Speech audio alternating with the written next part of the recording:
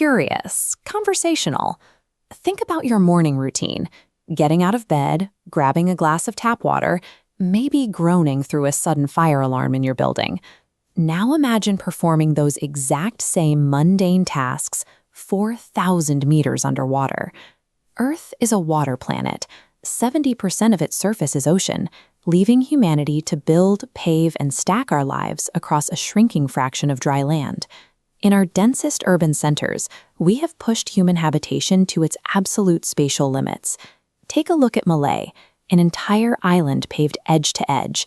There is zero room for outward expansion, and the surrounding ocean is creeping steadily higher, threatening the very ground these cities sit on. Our initial response to this threat has been buoyant. Floating architecture sits on the surface, designed to rise and fall and simply ride the tide. But the Japanese engineering firm Shimizu Corporation has proposed a radical departure from the surface. Their ocean spiral concept is a vertical city designed to plunge 15 kilometers straight down, connecting the atmosphere to the deep sea floor. This model highlights the physical barrier of this environment. At the surface, a building resists gravity and 1 atmosphere of pressure. But at 4,000 meters, 400 atmospheres of hydrostatic force push inward from every direction. It is a weight that would instantly crush any standard building or organism with gas-filled spaces. Simple structural reinforcement is insufficient for survival. Life at these depths forces a ground-up redesign of every metabolic and social system defining a modern city. Terrestrial cities are highly dependent on external supply lines. We import electricity from power plants hundreds of miles away and pipe in water from distant reservoirs. Down in the aphotic zone, those supply lines do not exist. The colony generates power using ocean thermal energy conversion, harnessing the temperature difference between warm surface and cold deep water to drive an internal turbine. For drinking water, ambient hydraulic pressure naturally forces seawater through reverse osmosis membranes, completely replacing energy-intensive electrical pumps. The extreme cold and crushing weight of the deep ocean provide the exact mechanics needed to sustain human life. On land, waste is an export. We collect it, truck it out of town, and bury it in landfills. In a pressurized underwater bubble, a leak or a buildup of waste represents a critical loss of mass. The city must operate as a closed loop. Solid waste is heavily processed and converted into raw material for 3D printers that serve as the colony's primary construction and repair system. This constant manufacturing is mandatory. High salinity saltwater is incredibly corrosive, and biofouling organisms constantly degrade the exterior. The polymer concrete hull must be perpetually maintained to prevent the structure from weakening under pressure. Maintaining this loop turns every kilogram of waste into a primary resource. Solid refuse provides the structural resin required to ensure the city remains stable and intact. Now, consider a crisis.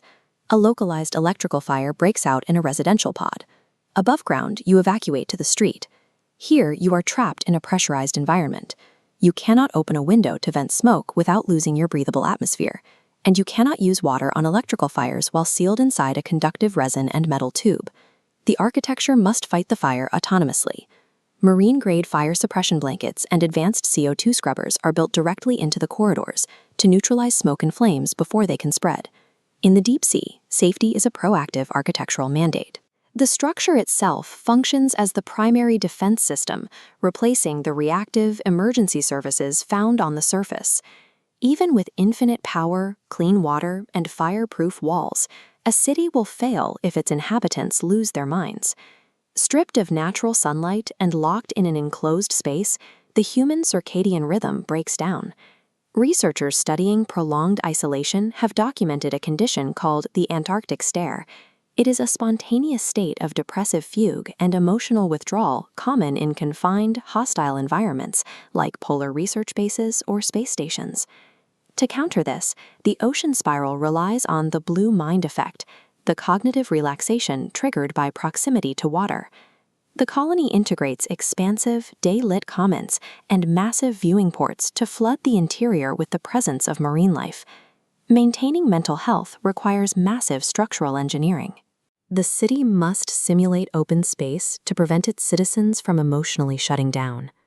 Look at what the deep sea forces us to build: a zero-waste, carbon-neutral, self-repairing ecosystem.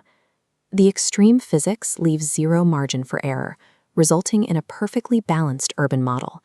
Yet the capital required to build this is astronomical. The primary financial motivation for plunging 4,000 meters into the abyss isn't housing, it is deep-sea mining. These colonies are positioned to harvest polymetallic nodules. These dense formations on the seafloor are packed with the rare earth elements essential for modern technology. This creates the sustainability paradox. We are colonizing one of the last untouched biomes on Earth, specifically to harvest the materials needed to build solar panels, wind turbines, and electric batteries for the surface. By designing for the crushing limitations of the deep, we are forced to perfect the closed-loop systems that terrestrial cities have long ignored. These extreme pressure solutions, from independent metabolic cycles to total resource efficiency, provide the ultimate test case for building resilient, sustainable urbanism back on the surface.